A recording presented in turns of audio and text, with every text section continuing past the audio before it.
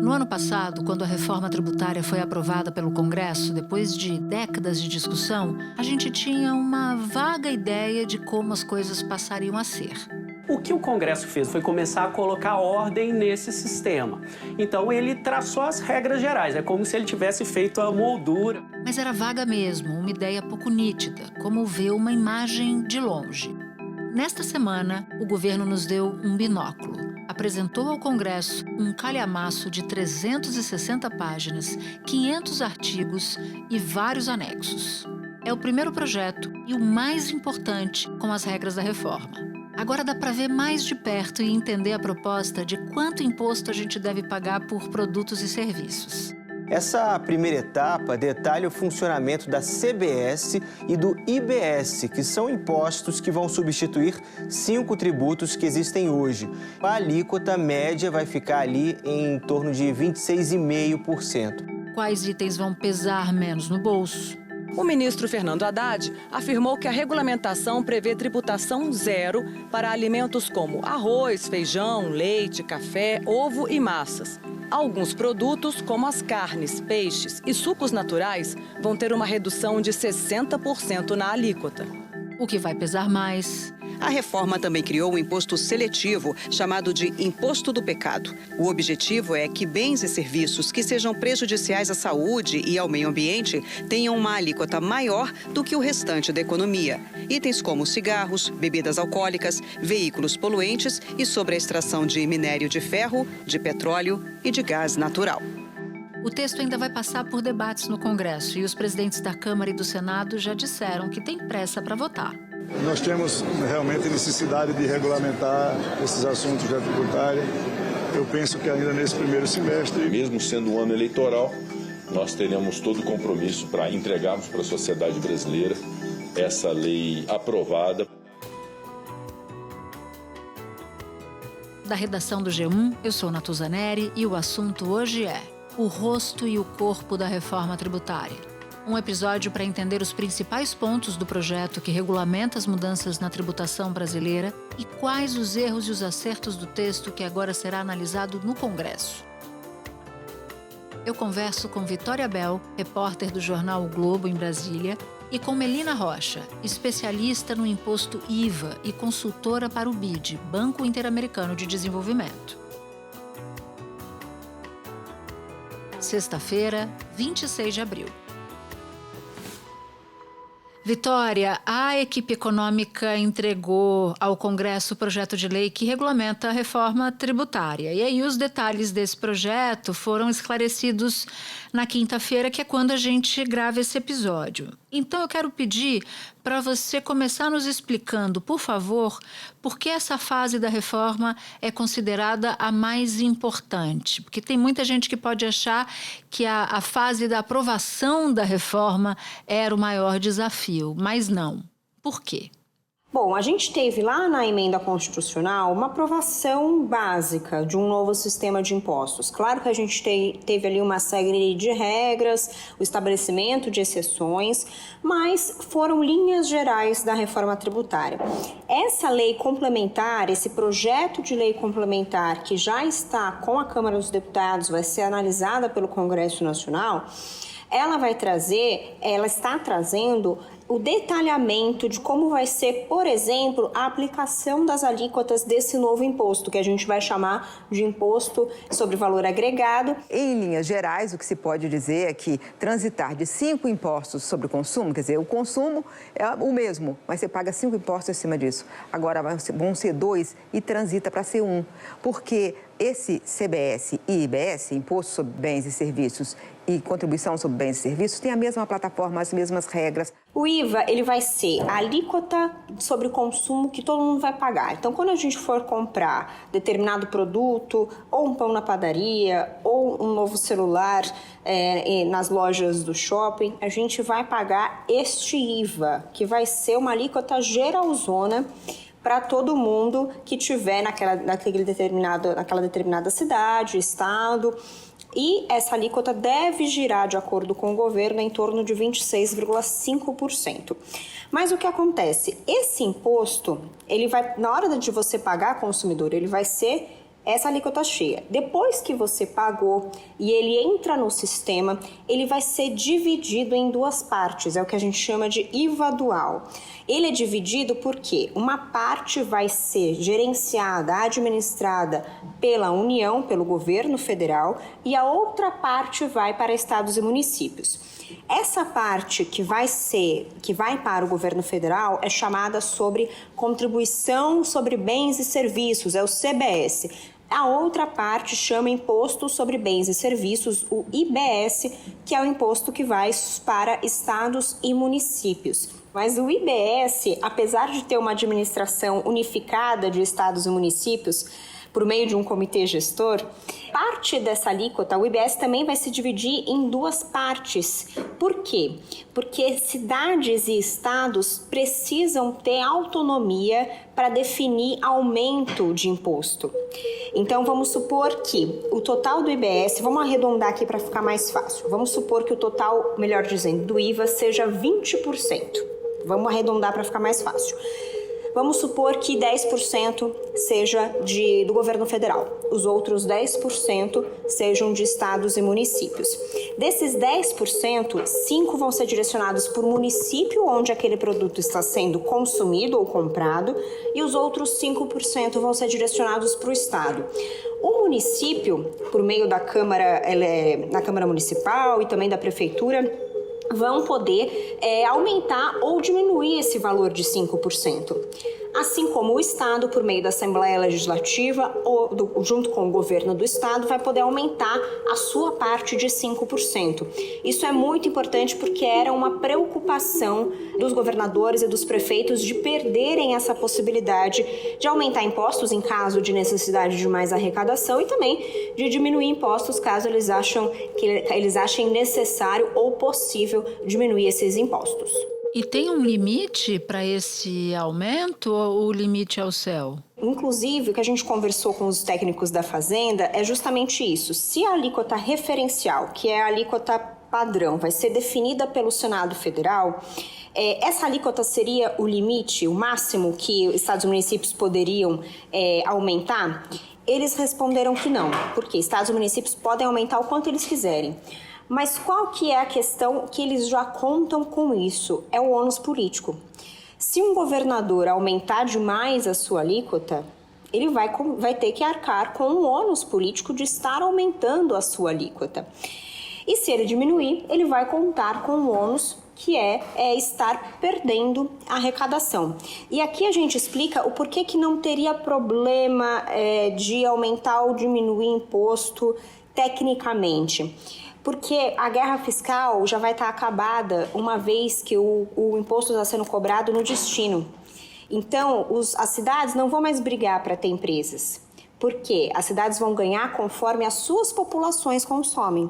Isso não vai mudar. Vamos supor que chegou 2033, a gente já vai ter um novo sistema, o IVA já vai entrar em vigor e os estados e municípios ainda não conseguiram se definir qual alíquota eles vão querer. O Senado Federal vai dizer, olha, gente, temos essa alíquota, vamos supor que seja de 26,5%, como estima o governo, e vocês, estados e municípios, vão ter um valor de 17,7%, que é também um estimado pelo governo, para trabalhar. Se vocês quiserem mudar, vocês podem mudar isso via legislação, mas eu, Senado Federal, em conjunto com os órgãos também da União, estou dizendo para vocês que o ideal é esta alíquota.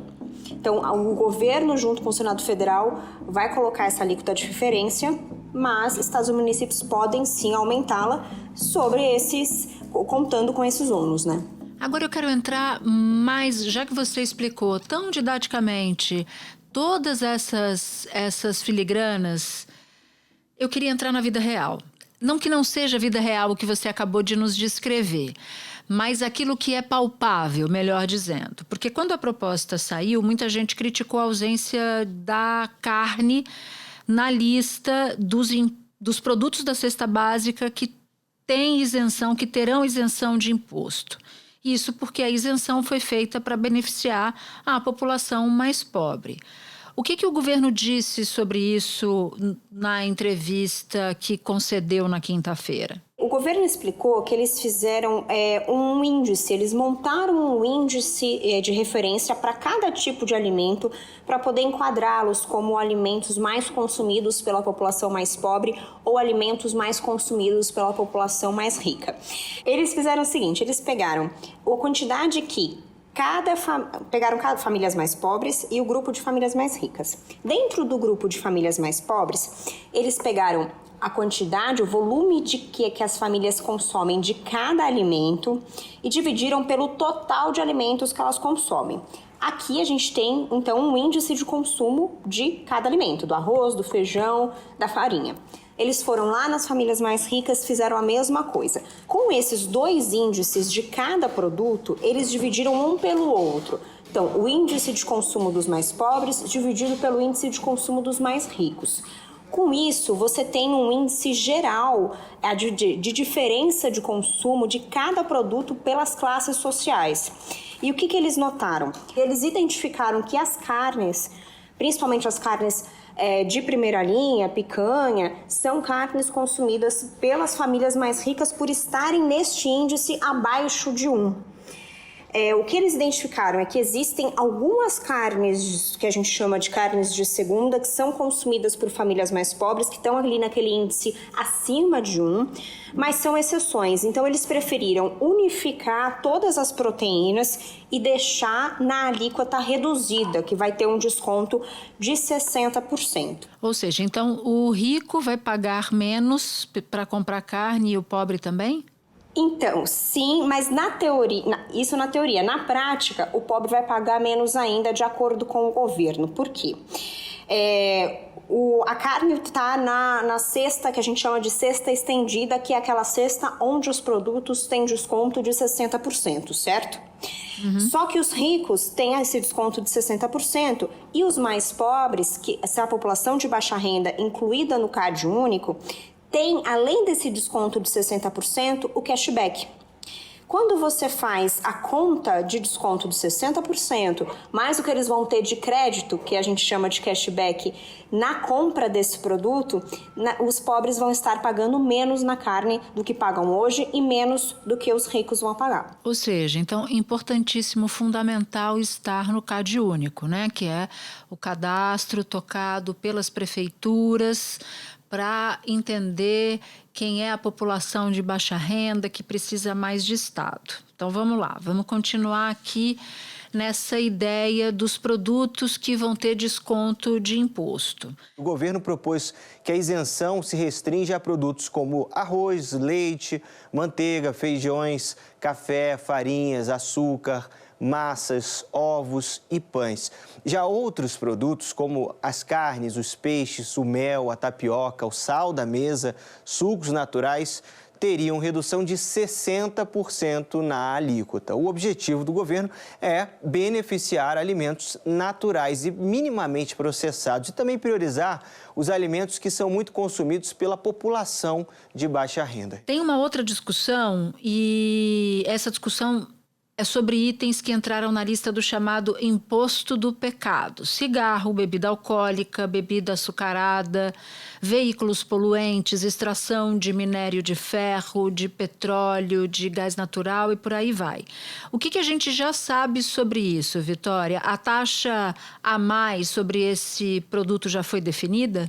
Ainda não. Nesta lei complementar está escrito que os impostos seletivos, a alíquota dos impostos seletivos serão determinadas por meio de lei ordinária. Então, nessa lei ordinária que vai vir esse detalhe de quanto que deve ser essa alíquota do imposto seletivo. E por que deve ter esse tempo de espera? Porque é necessário também que a gente tenha a alíquota geral lá em 2033, que isso se espere também essa fase de transição para que comece a ser cobrado o imposto seletivo. Muitos especialistas na área da saúde pública dizem, poxa, se o Brasil vai fazer uma reforma tributária e tem a chance de estabelecer imposto seletivo, que não se permita, por exemplo, que um refrigerante seja mais barato do que uma água de coco. Então, eu também recebi a informação de que o ICMS ecológico, que é um instrumento poderoso que a maioria dos estados aplica, foi mantido na forma de IBS ecológico.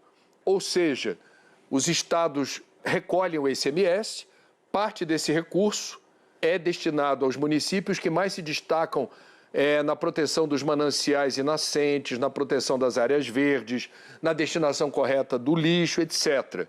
Vitória, você falava há pouco do cashback para compra de carne por pessoas de baixa renda. E essa ideia do cashback está em outros pontos importantes da proposta. Água e luz, por exemplo.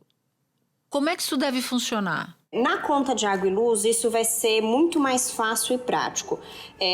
A gente tem os valores já de quanto vai ser essa devolução. Essa devolução, é importante dizer, está determinada na lei complementar de agora para o imposto que é de responsabilidade do governo federal, que é o CBS. Por quê? Estados e municípios vão poder determinar o cashback que eles acharem conveniente, se eles acharem conveniente, preservando a questão federativa. Muito bem, a aquisição de botijão de gás vai ter 100% de cashback. Então, esse botijão de gás vai ser dado gratuitamente para a população mais pobre, como hoje acontece de forma parecida com o Vale Gás. Para as contas de água, luz, esgoto e gás encanado, o cashback vai ser de 50%. Isso vai vir na própria conta de luz. Então, a população de baixa renda que estiver inscrita no CadÚnico vai ter 50% de desconto na sua conta, já contando com esse crédito, com este cashback, por ser uma população inscrita no CadÚnico. Essa é a parte fácil, vai vir na conta, só você olhar lá, tenho tanto de crédito aqui, me devolver esse dinheiro, ótimo, tenho desconto de 50%. A parte mais complicada e que eles ainda não sabem muito bem como vai funcionar é o cashback para os demais produtos. E aí a gente inclui todos os alimentos, inclusive os alimentos que estão fora da cesta básica. Esses alimentos e produtos vão ter o cashback de 20% do CBS, né, do Imposto Federal, e do IBS por enquanto, mas lembrando que estados e municípios podem aumentar esse cashback. Só que o que acontece? Tem duas opções de devolução desse dinheiro para as populações mais pobres. Uma devolução que seria mais automática, no momento ali da compra, que eles chamam de devolução na boca do caixa, mas para isso eles teriam que montar um sistema que igualasse grandes redes de supermercado a pequenas redes de supermercado, a mercearias de bairro. Seria na prática mais fácil, mas na construção isso é mais difícil. A outra forma que deve ser mais fácil para o governo é a devolução por meio de meios de pagamento que hoje já são usados nos programas sociais, como o Bolsa Família. Então, eles vão usar os cadastros do CadÚnico para devolver esse dinheiro, esse cashback, por meio dos bancos onde as pessoas estão inscritas, devolvendo esse dinheiro dos produtos que foram consumidos. Lembrando que só não terão direito a cashback os produtos consumidos que têm imposto seletivo, como bebidas alcoólicas, cigarros, enfim. Bom, já que você nos deu esse bom apanhado e o sentido geral dessa regulamentação, né, do que deve vir, a gente sabe que o que entra no Congresso normalmente sai diferente. Eu queria tentar entender contigo o que o governo espera para a partir de agora, como deve ser a tramitação e onde a coisa pode mudar muito, se é que já há essa sinalização. O que a gente espera, que o governo espera e que a gente também, como jornalistas acompanhando isso, esperam é que vão ter sim modificações no texto, isso é inevitável. Mas o que o governo trabalha é para sensibilizar os deputados de que se você colocar muito mais exceções ou incluir mais produtos na cesta básica, você vai ter um aumento na alíquota geral padrão, que hoje já está em 26,5% a estimativa. Se você for aumentando isso, chegando perto de 30%, isso pode ficar insustentável. O último relatório do Banco Mundial sobre sistemas tributários colocou o nosso país, infelizmente, entre os 10 piores sistemas tributários em vigor. Hoje a nossa alíquota está na casa de 34%. Né? Essa é a alíquota que se paga no Brasil. E nós temos segurança que se nós tivermos um sistema digital e coíba a evasão, coíba a fraude, e essa alíquota pode ser reduzida. Segundo o governo, os outros 2 projetos que também fazem parte da reforma tributária serão entregues em 2 semanas. Um trata da transição na distribuição da receita para estados e municípios e o outro define as transferências de recursos aos fundos de desenvolvimento regional. E qual é a estratégia que o governo vai utilizar para convencer a sociedade e os congressistas? Um sistema que eles estão montando um sistema junto com o Banco Mundial, onde automaticamente os congressistas vão poder colocar cenários de aumento ou não de exceções e de que forma esse aumento de exceções vai impactar no aumento da alíquota geral padrão. Então, esse sistema vai já dar um parâmetro dos prejuízos que pode causar, por exemplo, uma inclusão de mais alimentos na cesta básica ou a inclusão de mais profissionais numa lista de profissionais que tem desconto na alíquota padrão. Isso deve sensibilizar os congressistas para deixar a proposta mais enxuta. Agora, uma confiança também do ministro Fernando Haddad é na vontade do presidente da Câmara dos Deputados, Arthur Lira, de finalizar a reforma tributária e levar essa etapa o mais rápido possível. Mas o que eu quero dizer é que todos os projetos encaminhados ao Congresso receberam atenção e o presidente Lira me afiançou que o calendário que ele pretende fixar para a deliberação nesta casa vai até o recesso do meio do ano. Seja dia 15, seja dia 20 de julho, o que ele pretende é até o recesso levar a votação no plenário, que vocês sabem que sendo uma lei complementar, embora tenha um quórum qualificado, não é o de uma emenda constitucional e é uma única votação. Nós não podemos, depois de um esforço que as 2 casas fizeram para votar a PEC, nós deixarmos essa legislação sem uma regulamentação. Então, é importante que aconteça esse ano ainda. E a gente sabe que, apesar de congressistas dos deputados terem divergências de opinião, o presidente da Câmara é que acaba pautando e dando a agenda ali da casa e dando aquela forçada de barra para que as votações aconteçam. Então, com essas garantias, o governo, junto com o presidente Arthur Lira, devem sim levar essa votação a acontecer até dia 15 de julho, que é quando inicia o recesso parlamentar. Vitória, muito obrigada pelos esclarecimentos todos e obrigada por ter topado conversar com a gente. Imagina, eu que agradeço, Natuza, também aos ouvintes. Espera um pouquinho que eu já volto para falar com a Melina. Melina, eu quero te ouvir sobre alguns pontos desse primeiro projeto de regulamentação da reforma que foi apresentado pelo governo, a começar pela cesta básica. E aí eu te pergunto, qual é o impacto da proposta, que a proposta deve trazer para a carga tributária das famílias? Bom, Natuza, eu acho que a proposta da cesta básica que foi colocada, a cesta básica nacional e a cesta básica estendida que foi colocada ali no projeto, ela é muito positiva, porque, primeiro, a gente tem um rol de alimentos que foram escolhidos, né, conforme a metodologia que foi proposta pelo governo federal, com base naqueles produtos que são efetivamente consumidos por pessoas de baixa renda, que terão alíquota zero de tributo, né? O que o governo propôs é que essa cesta básica submetida à alíquota zero, hoje, tem uma carga tributária de 8%.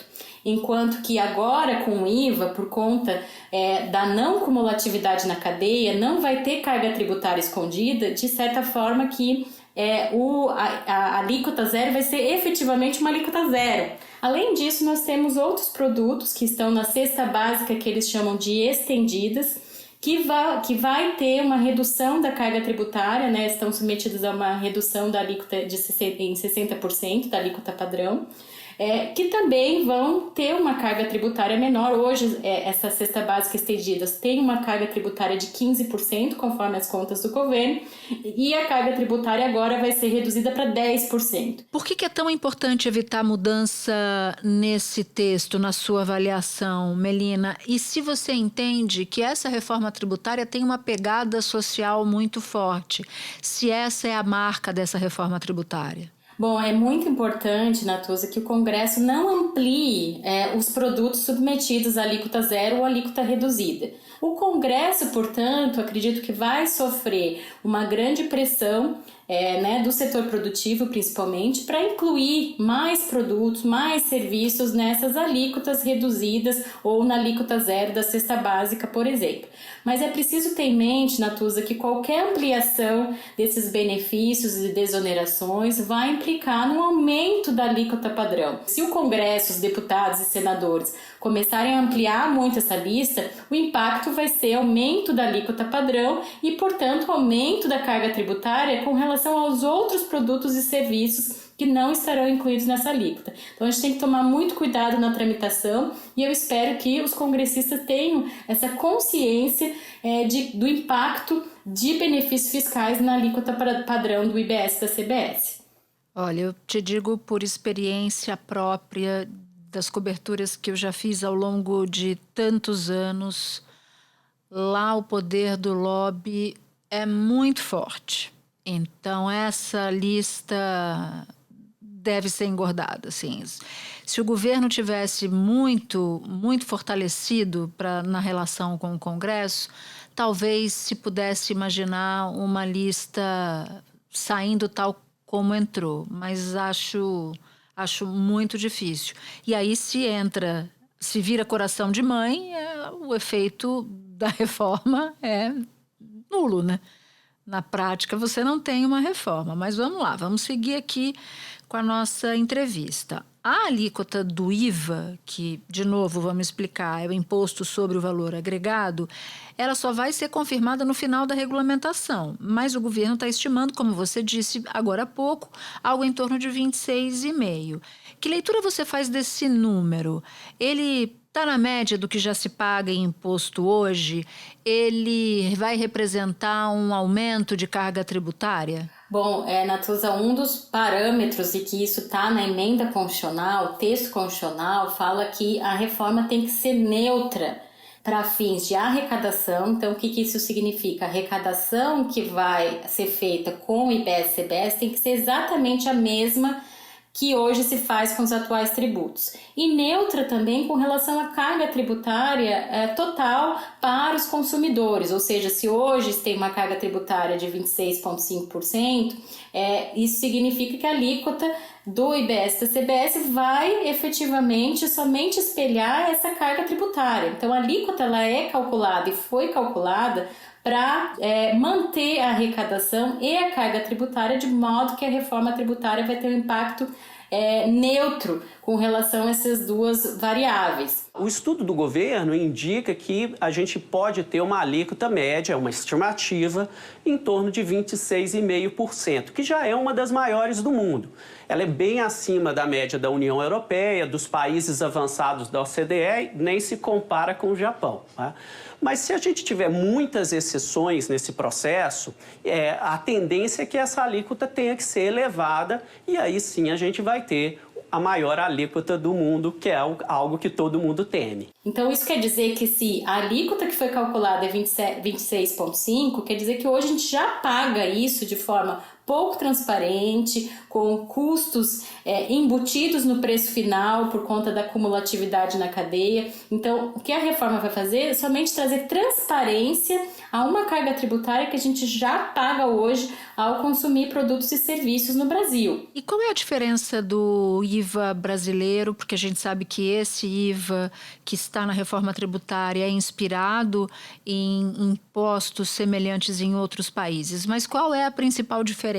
Esse IVA brasileiro tem algo de diferente do IVA que já foi adotado por outros países, por exemplo? O IVA tem certas características principais que o IVA é adotado por mais de 175 países no mundo, ou seja, quase a totalidade dos países adota o IVA. E tem regras principais que são adotadas por todos os países, né? Que é a base ampla, que abrange serviços e produtos, que é a não cumulatividade plena. A diferença maior dos IVAs, né, mais modernos, dos IVAs mais antigos, é que os IVAs mais modernos tendem a ter uma alíquota única e um número muito reduzido de exceções de alíquota reduzida. Eu acho que com relação a isso, as exceções e alíquotas reduzidas, o Brasil ficou no meio termo. Não está nem naqueles IVAs melhores do mundo, como a Nova Zelândia, em que se tem uma alíquota única, quase não se tem isenções ou exceções, mas também não está no patamar dos tributos, dos IVAs mais antigos, como da União Europeia, né, que tem uma lista mais extensa de alíquotas reduzidas, isenções, etc. Eu acho que o Brasil, essa reforma tem algumas novidades, Natuza, que é principalmente a questão do split payment. Eu acho que é algo que o Brasil vai inovar com relação a outros países, ou seja, já vai ver o recolhimento aos cofres públicos diretamente no pagamento do produto, através do que a gente chama de split payment. Uma outra coisa relevante, e aí linkando com a sua pergunta da questão da progressividade, da reforma, é a tributação sobre os serviços financeiros. Geralmente, nos modelos de IVA, não se tributa serviços financeiros que são remunerados por margem, por spread, por conta de uma dificuldade de operacionalização.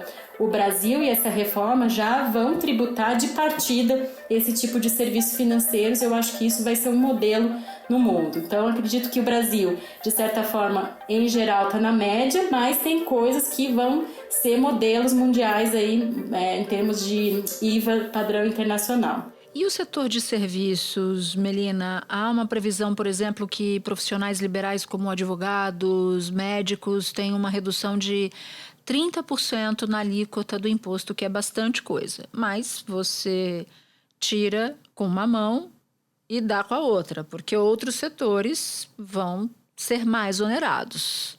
Que setores são esses? Com relação ao setor de serviços, a gente tem, de novo, né, tudo é o nosso ponto de partida. Hoje nós temos uma tributação muito baixa com relação a esses profissionais liberais, que não é justificada se a gente compara com outros produtos que são mais essenciais, tão ou mais essenciais que esses profissionais liberais. Então, a nossa tributação hoje ela não é justificada porque realmente quase não tributa esses profissionais liberais pelo ISS. Então, de modo que a reforma se tentou, eu acho que ali no processo político, se tentou tributar pelo menos esses profissionais liberais, somente excluir serviços de educação, saúde, mas infelizmente o debate político isso não foi possível. Eu acredito que ainda uma redução de 30% ainda não é tão grande, acredito que ficou aí num patamar razoável.